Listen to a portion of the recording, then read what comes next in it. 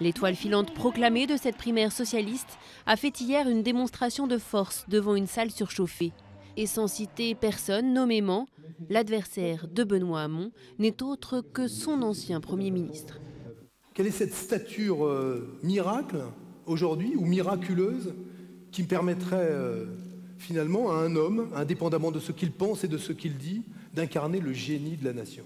Je revendique, moi, aujourd'hui, au nom de l'idée que je me fais de la démocratie, de mettre loin, mais très loin, cette notion d'homme providentiel. C'est immature de le faire, c'est irresponsable.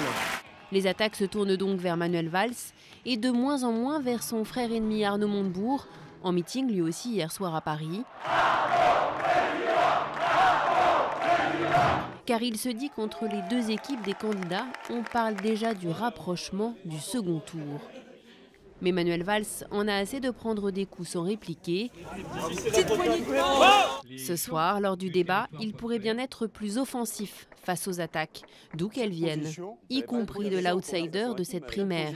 Vous soutenez Vincent Peillon dans la primaire. Franchement, est-ce que vous croyez à sa victoire? Franchement. Oui, bien sûr, franchement. Ah, vous y croyez? Ce matin, vous y croyez? Bien sûr, j'y crois depuis le début. Oui, non. Méthode Coué d'Anne Hidalgo, si la maire de Paris continue à soutenir Vincent Peillon, ce dernier a bien du mal à décoller dans les sondages, mais également à incarner un discours rassembleur.